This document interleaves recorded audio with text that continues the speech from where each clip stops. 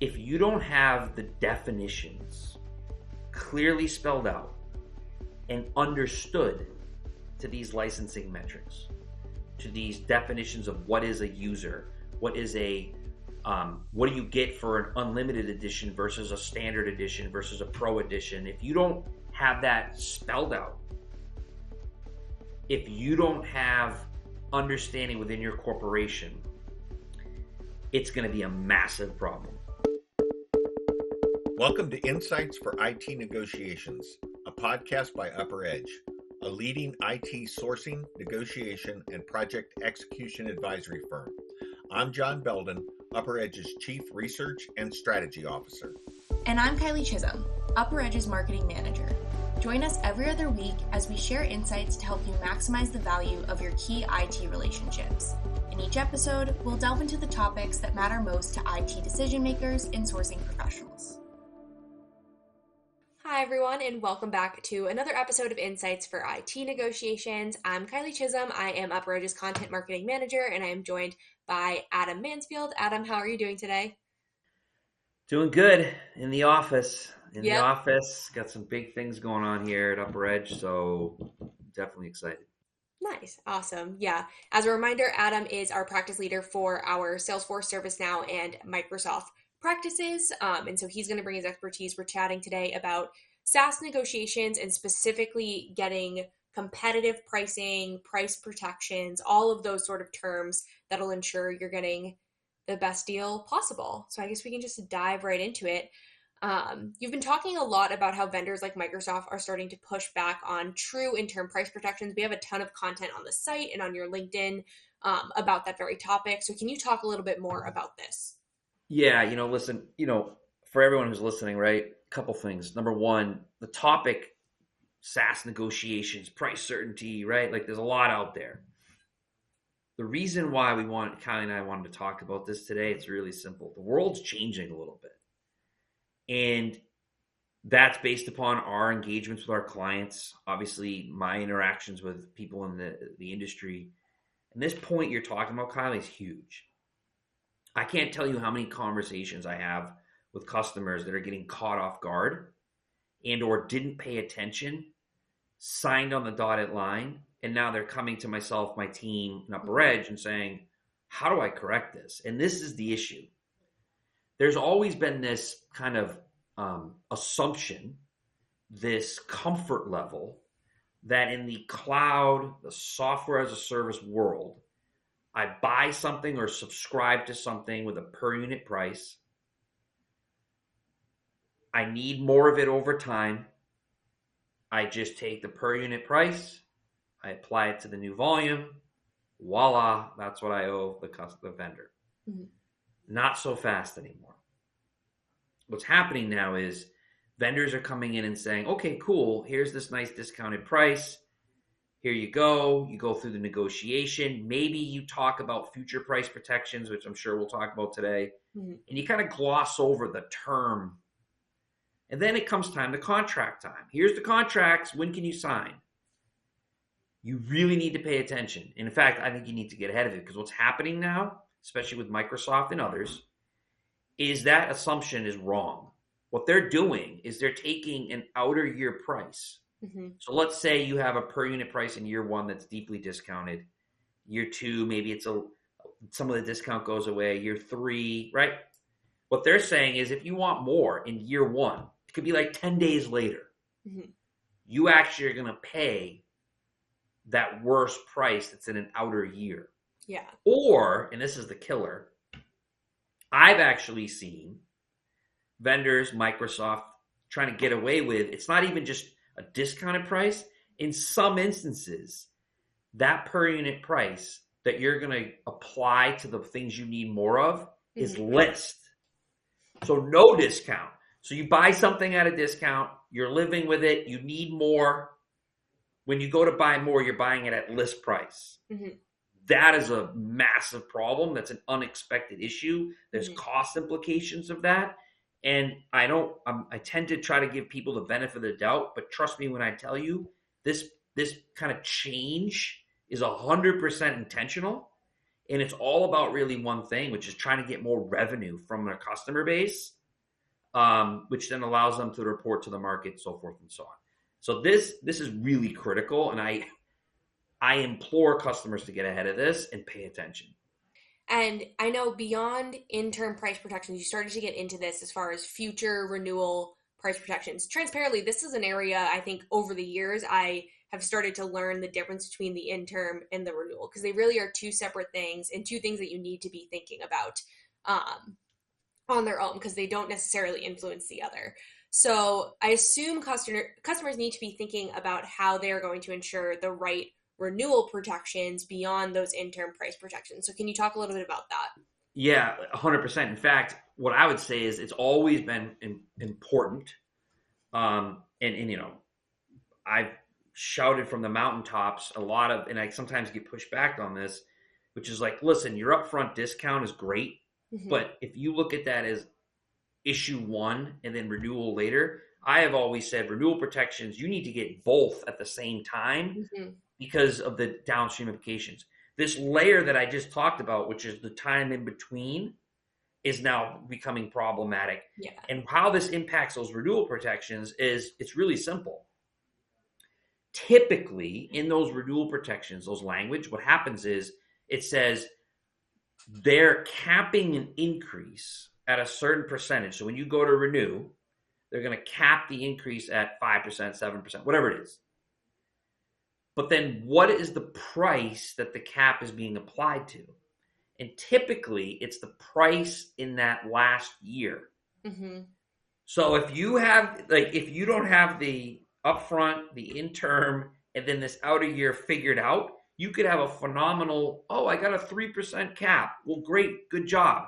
But your last year price is terrible. So 3% of an uplift on terrible is not good. Yeah. So it becomes more problematic.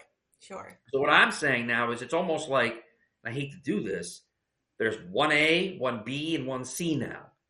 Hey, vendor, hey, Microsoft, hey, Salesforce, and others, give me the right upfront price, issue one.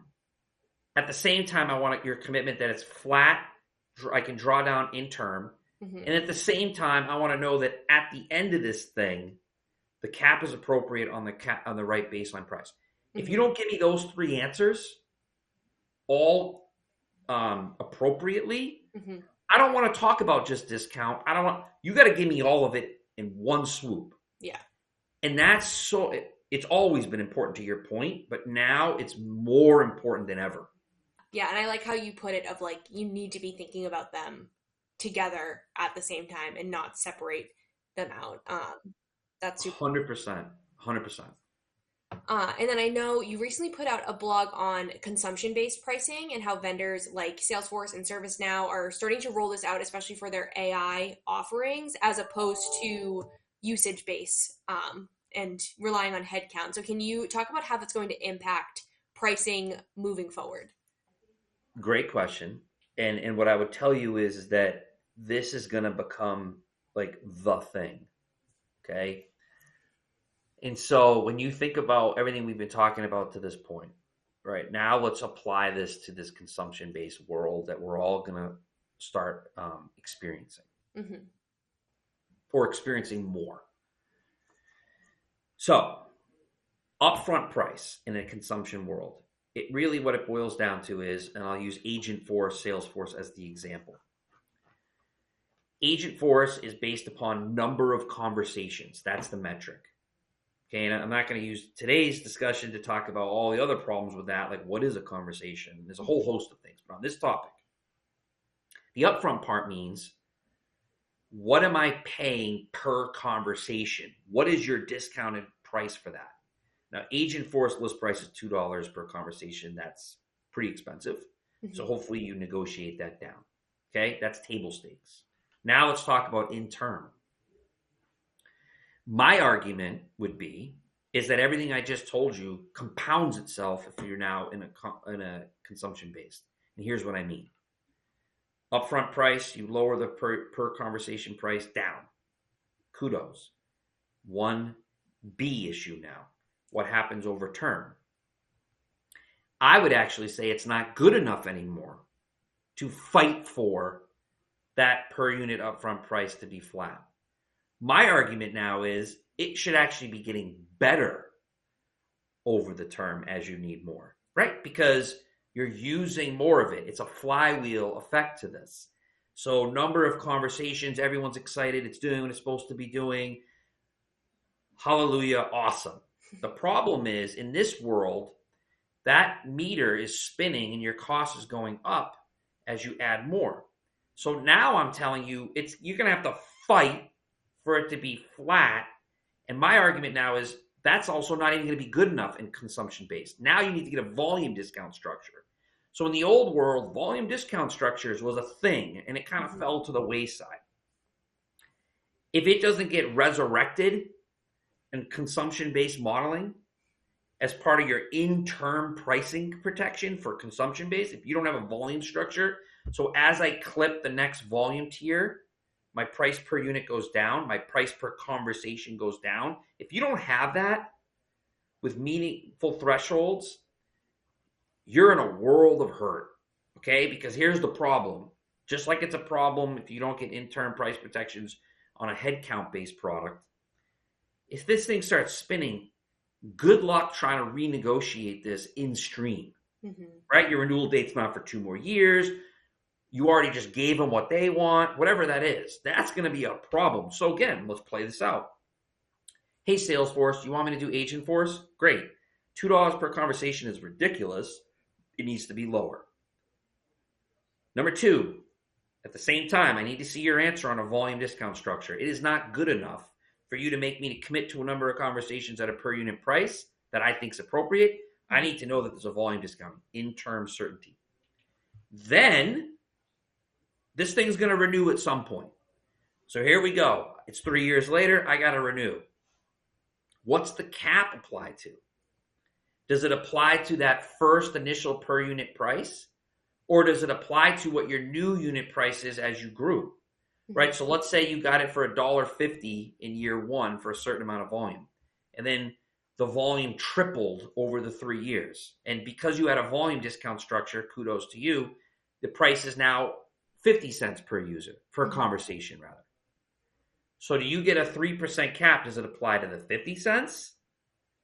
Or does it apply to the $1.50? You better figure that out, right? So that's why all of this is important. But consumption-based makes everything we've been talking about since the moment this started, this conversation, it becomes astronomically more important. And by the way, the vendors all know this. It's the reason why consumption becomes so important to them, because it spins out of control. It's subscription. You don't own it. It's cloud-based. You're relying upon it. It's driving efficiencies. And so if you don't have in-term volume and you don't have renewal protections, the vendor will make up for it.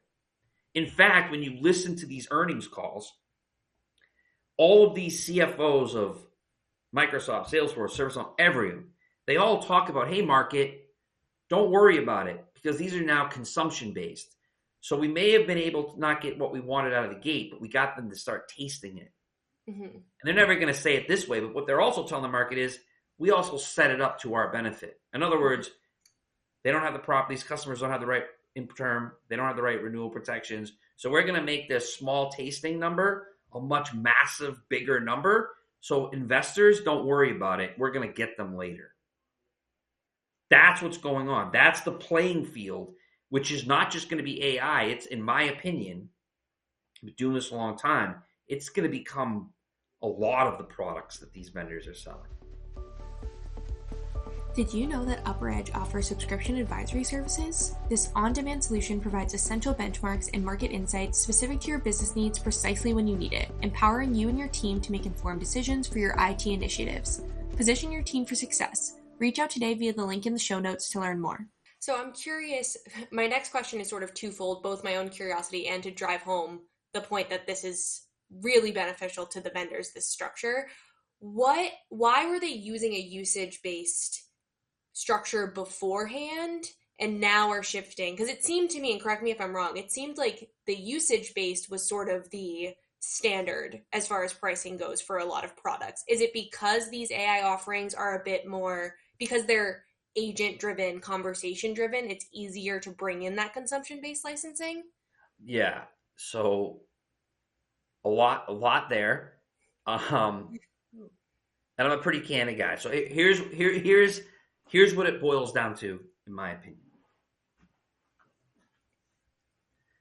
At least with what we have time to cover today, right? I could probably go on for hours, and I'm sure in working with me, you understand. Please don't, but you probably don't want me to. But here's what I'll tell you. The key is this. When the Salesforces and the Microsofts and others of the world, ServiceNow, right, their products were functionality to help a person. So you're a business, you have employees. Bob, Sally, Mike. It's a head count. I need to give Bob, Sally, and Mike tools to do their job really well, to be productive in the various forms.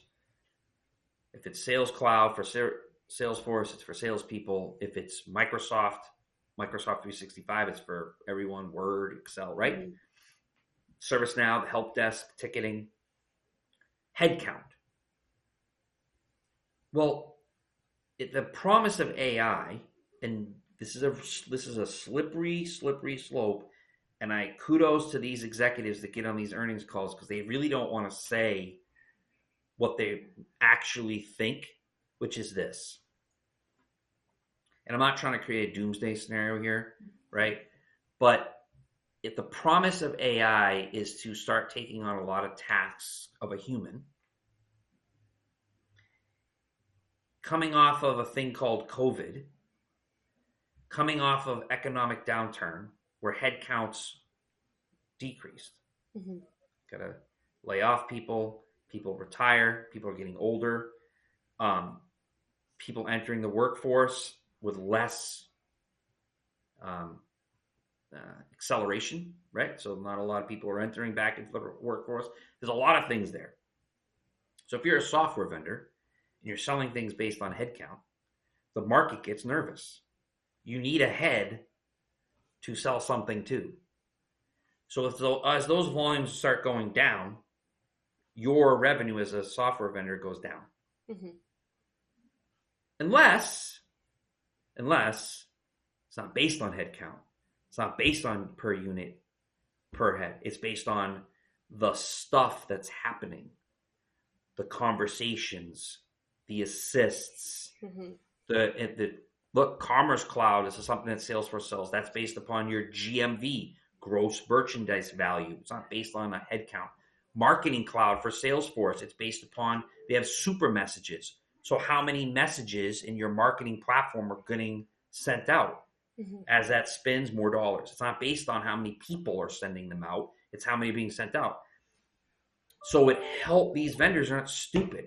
That's the way in which they can continue to accelerate revenue, maybe as there's less people. And then the part here, and this is not a political thing, this is, again, not doomsday, but let's just be honest.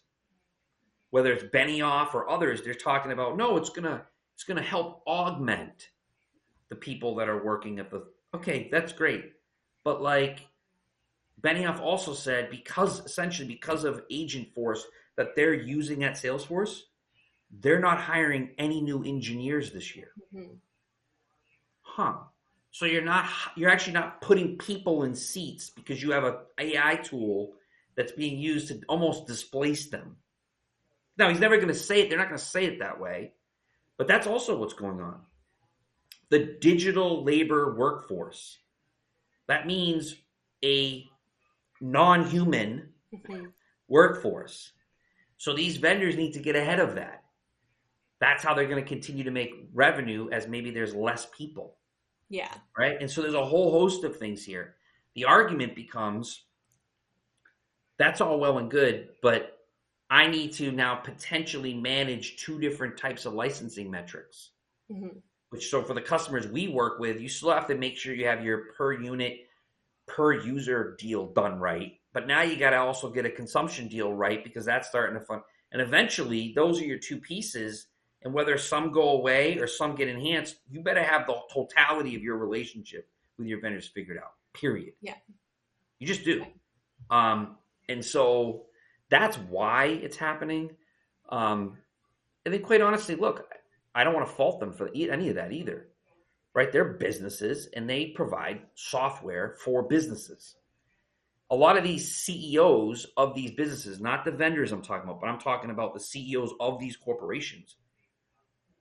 They also are starting to think about how can we cut costs, labor force not coming back, and or can we move them from full-time to part-time? Can we use software to augment? How does that look? Like, they're also driving the vendors to create models like this, right? So this isn't all just on the vendors that are creating these consumption-based and pushing them.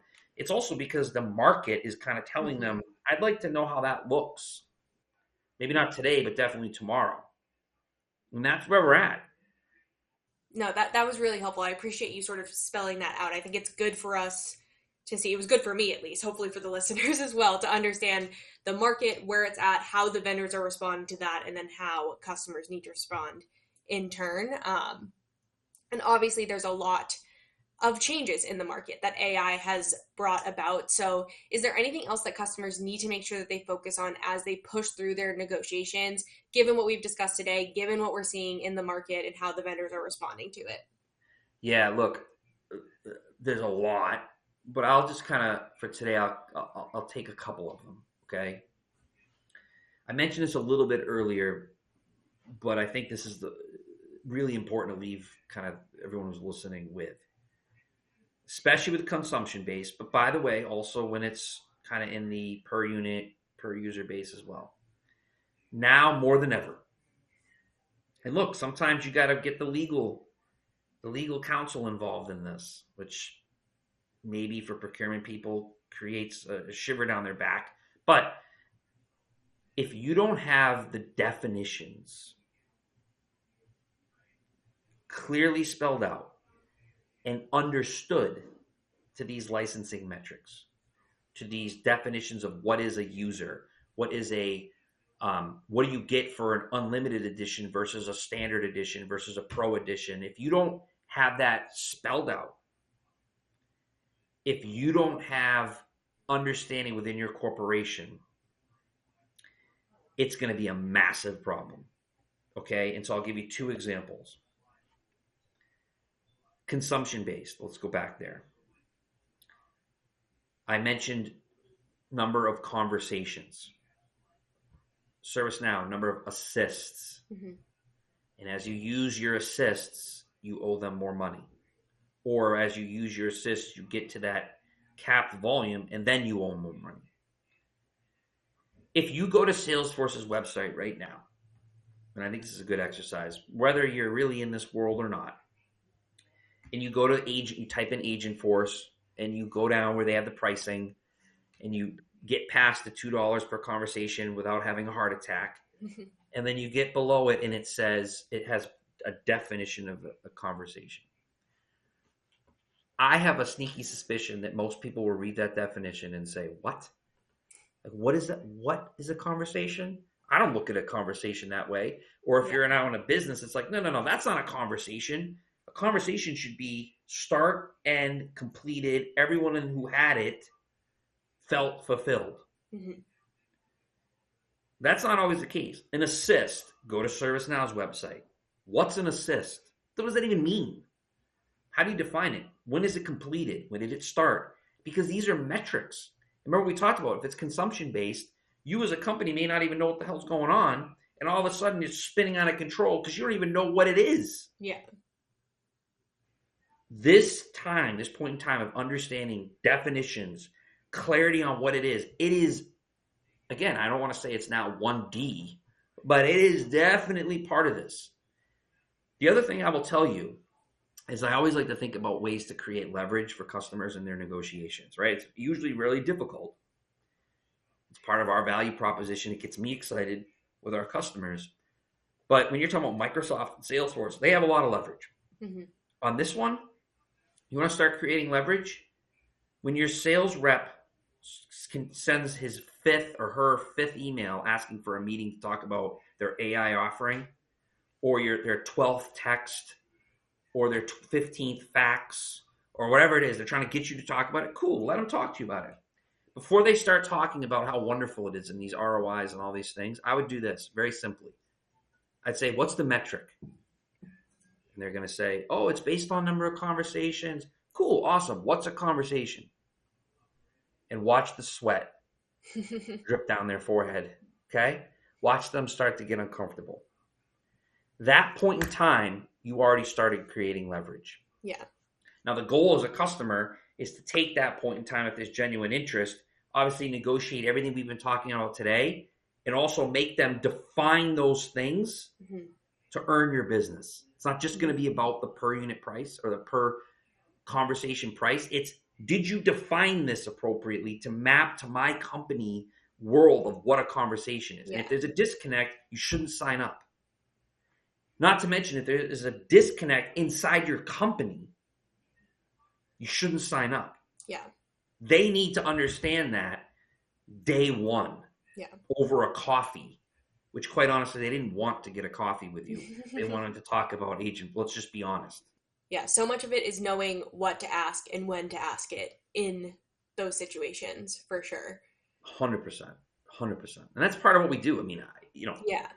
Not to boil it way down, but like, honestly, a lot of what we do, and I get excited about when I have these conversations, a lot of it's like, hey, here are some things we think you should start asking, right? You should just ask, and the empowerment just through knowing what to ask, that's an aha moment, both for the individual who's like, okay, I get it, but it's an aha moment, going back to what I said, when you're watching the person across the table or over the Teams call and you start seeing them get uncomfortable. Yeah. Right? In a good way. Yeah. Right? Because at the end of the day, they're trying to sell you something. It'd be like walking into a car dealership, and I don't know, maybe people do this, but walking into a car dealership and the guy comes up and says, hey, look, I'm looking at you. You know what I think? A lot of people have been in here. A lot of people have been buying this car. They love this car. I'm like, that's a 2-door convertible. See those 6 kids that I have with me? That car is not going to work for us. So like, why don't we talk about what works for me when you come back to me? Yeah. Don't just sell me the thing based upon some marketing material that Ford sent you to push a product, because a convertible 2-door does not work for my 6 kids that are screaming at me to get them over to the playground down the street. That's a great analogy. Well, I think this was super insightful. Like I said, we have a ton of content on the website, on your LinkedIn page that covers this. So I'll make sure to have that linked in the show notes, as well as that consumption-based pricing blog that we just put out. You have a lot of really nice insights on that where we get a bit more into the weeds. So we definitely want to have you guys check that out. And with that, thank you so much for this conversation, Adam. I found it to be really insightful. Hey, thank you. Thank you, Kylie. I look forward to the next one. Yes, yeah. And thank you everyone for listening. Thank you for listening to Insights for IT Negotiations. This episode was hosted by John Belden and Kylie Chisholm and produced by Mike Brown. Be sure to subscribe to the show wherever you listen to podcasts so you never miss a new episode. For more information on IT sourcing and risk management strategies, visit UpperEdge.com and subscribe to our monthly UpperEdge newsletter. Thank you for listening.